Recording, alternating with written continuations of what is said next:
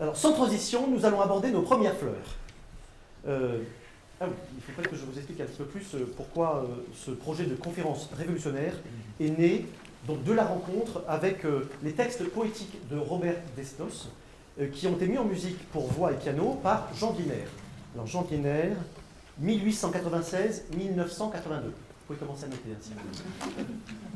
Alors, donc, ces poèmes, il y en a 50. Je ne ferai pas les 50 poèmes, rassurez-vous. Et donc, ça s'appelle les chants de fleurs. Et donc, ces petits poèmes très courts, vous allez voir, ont été mis en musique par Jean Wiener. Alors, nous allons donc commencer notre voyage à travers... Pardon, excusez-moi. Le verre d'eau, peut-être. Donc, nous allons commencer par un voyage à travers la France et l'Europe. Alors, France ou Europe réelle ou imaginaire. Et nous allons commencer avec...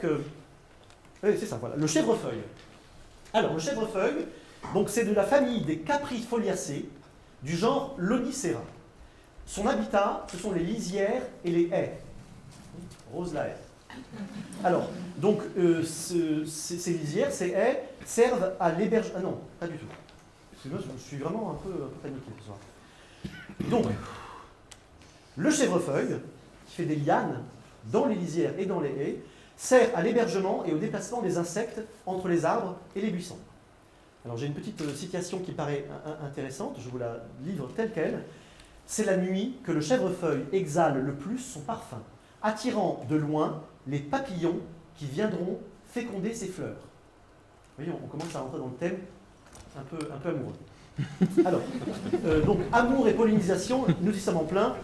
Allons-y avec le chèvrefeuille rose. Chèvrefeuille à midi s'endort, chèvrefeuille à minuit s'éveille, chèvrefeuille aimée des abeilles. Oh Messidor, tu parfumes la nuit, chèvrefeuille à midi s'endort, chèvrefeuille à minuit s'éveille, chèvrefeuille aimée des abeilles.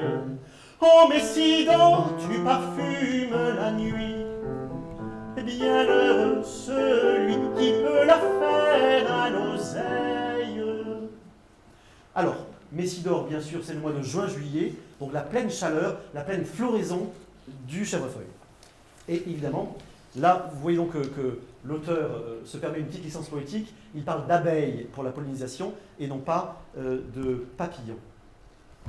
Enfin, l'oseille de la dernière phrase, je vous laisse. Alors, c'est pareil, il y a un livre d'or à la fin, vous pourrez me suggérer vos propres hypothèses. L'oseille, donc bien malin, celui qui peut la faire à l'oseille, parle-t-il de la plante ou d'argent?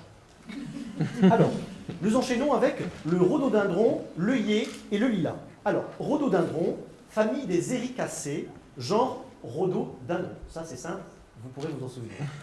Donc, ça vient du grec rhodon, rose, et du grec aussi, dendron, arbre. Arbre à rose. C'est simple. Il a été d'ailleurs appelé rosage jusqu'au XVIIIe siècle.